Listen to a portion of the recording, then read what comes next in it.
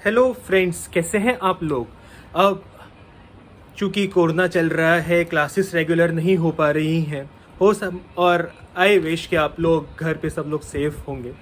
And ऐसा कि एक बहुत ज़्यादा डिमांड थी एक वीडियो की, बहुत ज़्यादा कंफ्यूजन है स्पेशली ग्वालियर के जीवाजी यूनिवर्सिटी के बच्चों के लिए कि सर ओपन बुक एग्जामिनेशन होने हैं, कैसे होने हैं, आंसर शीट्स कैसे बनाएं। तो इन दिस वीडियो हम लोग यही देखने वाले हैं इस वीडियो में कि हम लोग किस तरीके से आंसर शीट्स हम लोगों को बनानी है, किस तरीके से आंसर शीट्स को पंच करनी है। तो हम लोग चलते हैं वीडियो की तरफ।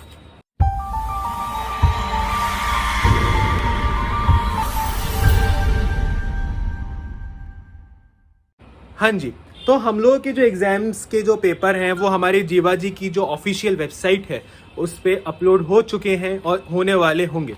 उसमें आप ऊपर ऑप्शंस पे जाकर के अपना करिकुलम के अकॉर्डिंग अपने पेपर्स डाउनलोड कर सकते हैं। उसके बाद हम चलते हैं कि आंसर शीट्स कैसे बनानी है। तो जो जीवाजी ने अभी एक बेसिक नोटिफिकेशन जो दिया था ओपन बुक का, उसको मैं आप लोग का उसके अकॉर्डिंग हम लोग आगे डिस्कशन करते हैं। तो हमारे जो पेपर्स आएंगे उसमें में फाउंडेशन ले कोर्सेज होंगे। फाउंडेशन जिसको हम बोलते हैं हिंदी में आधार, तो 1 2 3 3 फाउंडेशंस होंगे फाइनल ईयर के बच्चों के लिए, किसी के लिए 2 फाउंडेशंस भी होंगे। तो फाउंडेशन जो होंगे मतलब जो आधार जो सब्जेक्ट है आपका, उसके अंदर you have to make the answer sheet of 3 pages. अब क्वेश्चन है सर 3 पेजेस कैसे, तो 3 पेजेस हम कैसे लेते हैं, सिंगल पेज को 1 पेज काउंट करेंगे। मतलब कि अल्टीमेटली ये 1 पेज है, ये दूसरा पेज है, हम ऐसे लेंगे। तो ऐसे अगर हम 3 पेजेस करते हैं तो जैसे मेरे पास अभी ये 2 पेज हैं, तो ये 2 पेज अगर आगे पीछे मिलाता हूं तो ये 4 पेज हो जाते हैं। ऐसे ही अगर मैं ये 3 पेजेस को लेता हूं तो ये 3 पेजेस आगे पीछे मिलाने के बाद इक्वल्स टू 6 हो जाते हैं, राइट। सो इसकी अकॉर्डिंग मुझे पेजेस लेने हैं। तो अब फाउंडेशन कोर्स 1 के लिए 1 पेज, फाउंडेशन कोर्स 2 के लिए 1, 3 के लिए ऐसे 3 पेजेस की हमें को कॉपीज बनानी है। अब क्या है, जो हमारा क्वेश्चन पेपर आ रहा है उसमें क्या है कि एक ही फाइल में फाउंडेशन के नाम से 3 सेक्शंस दिए हैं, सेक्शन से सेक्शन बी, सेक्शन सी। तो हमें क्या करना है कि सेक्शन ए के लिए 3 पेज, सेक्शन 2 के लिए 3 पेज और थर्ड के लिए 3 पेज, तीनों पेजेस के अलग अलग सेक्शन बना करके और पूरी एक जगह पे कंपाइलेशन करके हमें देना है। समझ गए। तो आपका फाउंडेशन कोर्स के टोटल नंबर ऑफ पेजेस की हम बात करें तो 9 पेज होंगे, और बैक टू बैक आप बात करें तो 18 पेजेस हो जाएंगे। आई थिंक कि ये फाउंडेशन का आप लोगों को क्लियर हो गया होगा। अब हम आगे चलते हैं मेन सब्जेक्ट्स की तरफ। अगर हम मेन सब्जेक्ट्स की बात करते हैं तो मेन सब्जेक्ट्स के अंदर जो मेरे आंसर शीट्स होंगी वो 8 पेजेस की होंगी। 8 पेजेस का मतलब क्या होता है, 16। तो हम देखते हैं कि 8 पेजेस कैसे, 8 पेजेस 8 पेजेस 8 पेजेस 8 पेजेस कैसे। जैसे हम लोगों ने ये लिया है, ये 2 पेजेस को मैं काउंट कर रहा हूं, ऐसे ही 8 पेजेस होंगे, बैक टू बैक मिलाओ तो 16 पेजेस हो जाएंगे। अब एग्जाम कैसा आएगा सर, तो हमारा पेपर में हमें क्या किया है, ग्रुप्स के अकॉर्डिंग पेपर दिया है।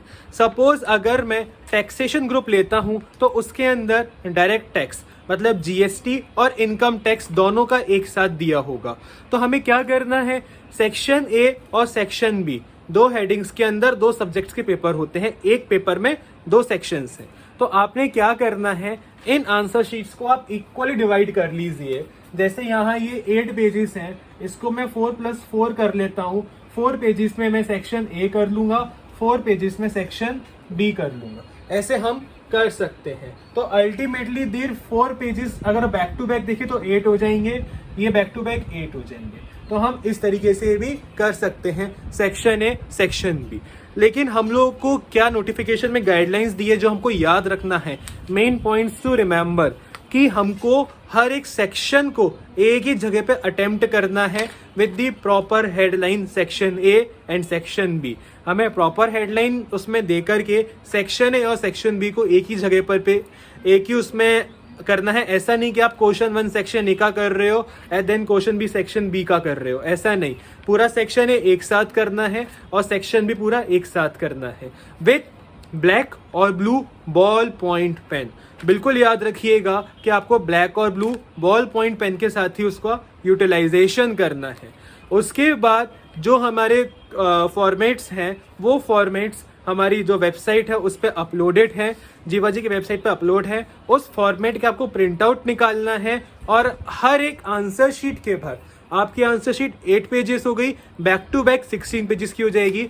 और हर एक आंसर शीट के साथ आपको उस फॉर्मेट को पेस्ट करना है, पेस्ट मतलब स्टेपल करना है और अपने अकॉर्डिंग उसको इन्फॉर्मेशन फिल आउट करनी है।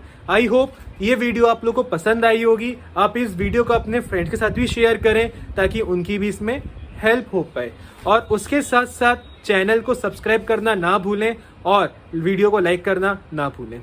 All the best, thank you, take care.